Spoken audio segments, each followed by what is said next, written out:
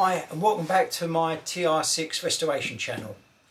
In the previous episode I did a bit of welding on the rear valance and lined up the back wing and front wing with a door and got some really good gaps. So what I've done now is brought the door home with me so that I can start working on it and get it prepared, undercoated, and I will probably spray this as well while I'm here. Meanwhile, you all saw me taking off the tyres from these steel rims. Well, I've now refurbished them, or nearly finished refurbishing them. Took them right back down to the metal, given them a coat of silver, and the last job on this will be to give it a coat of lacquer.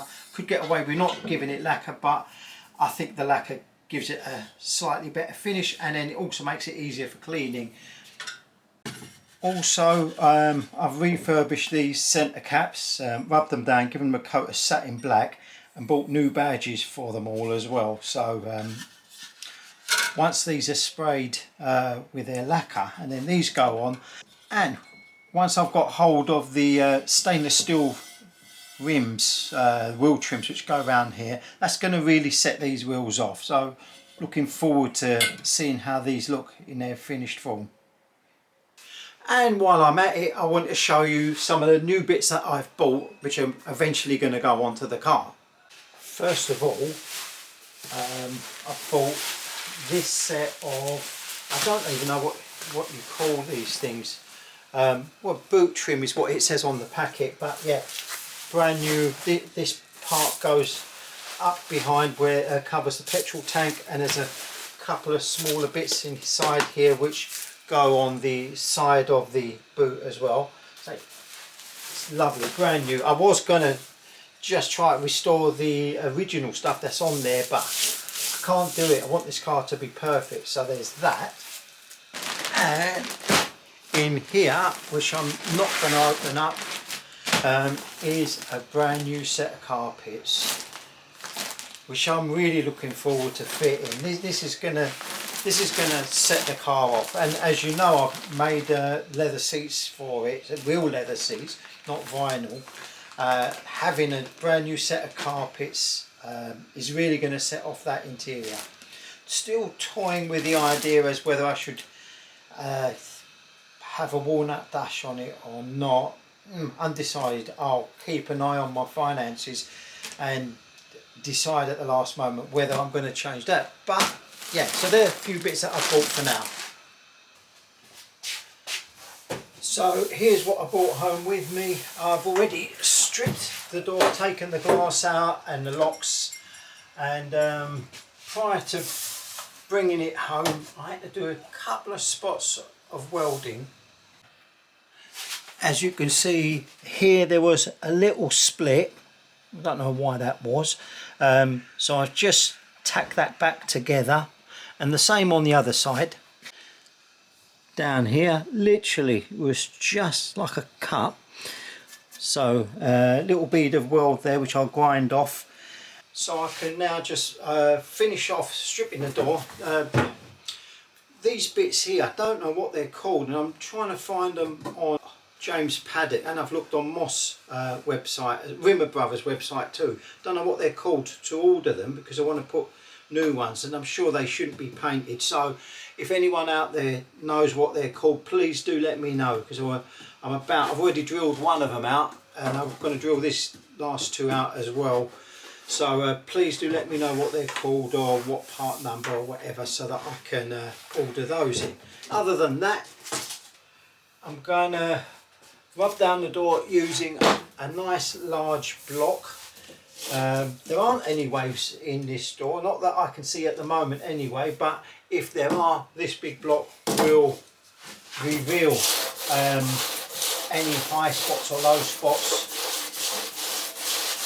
And even right now that I've just started, I can see that there's a bit of a low spot down this end here. And I'll just carry on going over the whole door like this until it's perfectly even.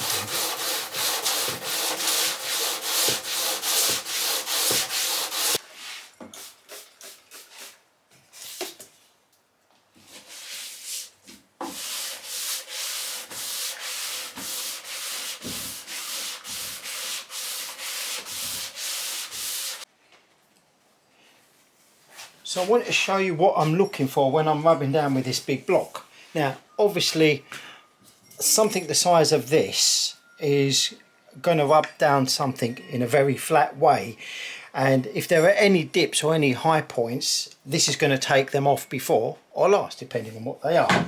So I'm going over this door, as you see, and I don't know how well the camera picks this up, but here you can see what is a shiny spot. So that's telling me, as I'm going over it with this shiny spot is a bit deeper than the rest of the door, and therefore is a low spot. Now I've also got one there a little bit around the door, which is normal because of the lock and the handle, and there are some other ones down here at the bottom end. So what I will continue doing is rubbing down with the block and go as far as the paint will allow me. And once I've gone that low, then none of these are deep enough to warrant using body filler with. What I'll be using is a high build primer, and then going over the same process, and eventually the high build primer will begin to fill these little low points. There are no high points apart from around the lock, which I can just tap out slightly and that will flatten out perfectly. But yeah, that's what I'm aiming for. So this is what I say when I say that a car shouldn't just be shiny, it should be flat and shiny. Otherwise it would just look like an unmade bed, a shiny unmade bed. We don't want that. So I'm going to carry on working on this. It's going to take me a couple of hours, I reckon, before I can get it to be dead flat. But once it is dead flat, it's going to look like a factory finish. The other thing I brought home was the boot lid. And again, I thought, in the comfort of my home workshop, I can rub down, flatten, undercoat and spray, and at least I'm at home. There was a couple of problems. Well, there was a problem with this boot lid, and as you can see, I've already started working on it.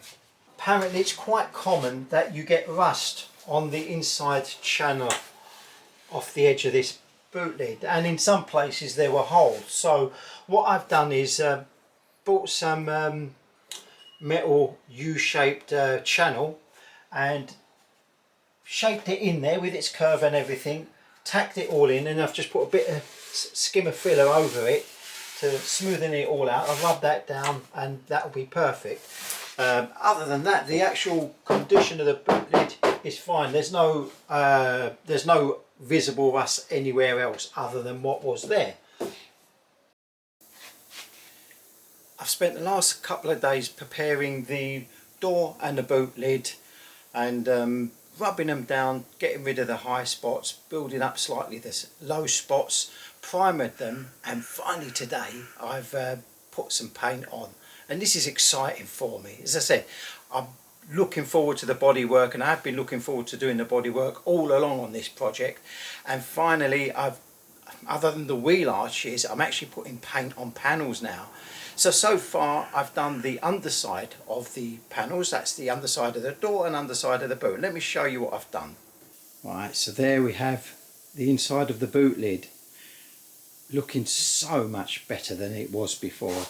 It's quite awkward to get into some of those nooks and crannies to get rid of any loose and flaking paint, but there it is. The paint is still wet. I've only literally just sprayed it,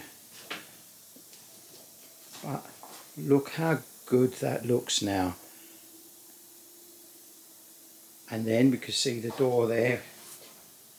I've prepared all the inside, got rid of all the guts of the door, masked it all off on the inside, and giving it a good coat of, what was this colour again?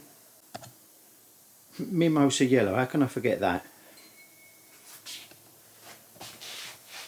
Look how nice that's looking. I've put the paint on quite wet so that it flows and doesn't leave too much orange peel on there.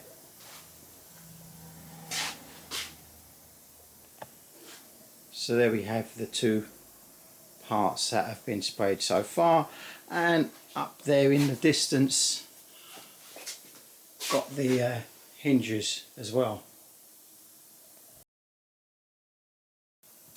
My workshop is in an absolute state. I've got stuff all over the place here at the moment, and it's really awkward to work in, but it's easier for me, as I said, bringing the panels home and working in my own time rather than travelling 35 miles to Chelmsford to do a bit and drive all the way back home again. So this is really working out well for me. The idea being is I'm going to spray whatever panels I can bring home. I'm going to spray them, finish them here apart from cutting and polishing, and then take them back, fit them on the car, and then I can cut back and polish the whole car in one go.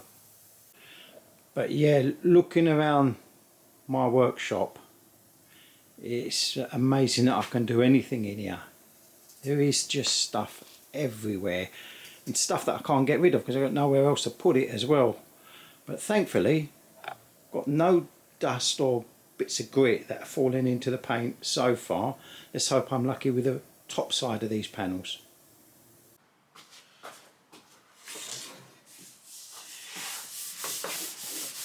I'm on the top side of the boot lid at the moment. So what I've done here is on top of the primer I used an old any old aerosol and dusted it on top of the primer to leave this speckled finish. Now the idea behind that is that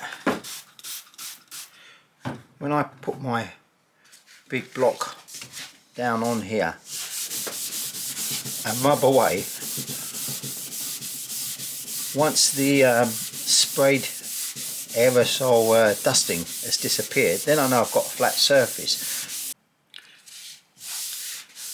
Now I've done this all over the door and now all over the boot lid, and this is what's going to give me a non-wavy flat finish.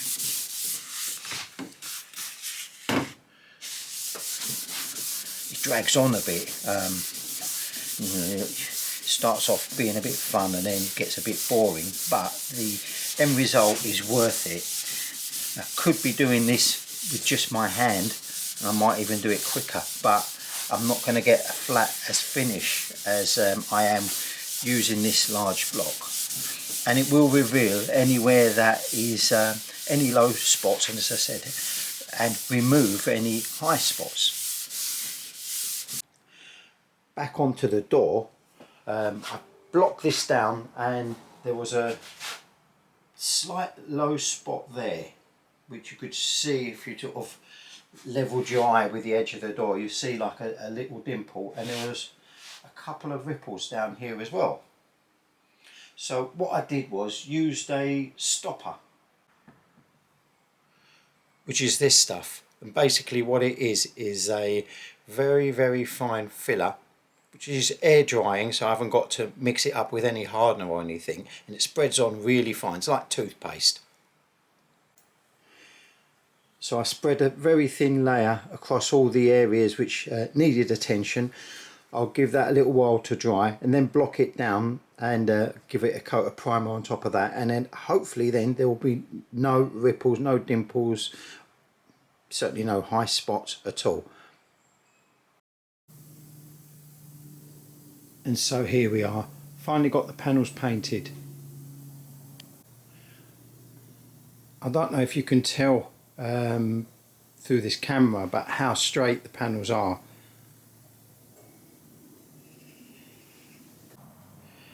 A bit annoyingly, I've got a couple of little ones down here, but they shouldn't be too much of a problem to sand out with a fine paper. So now I'll leave this to dry overnight.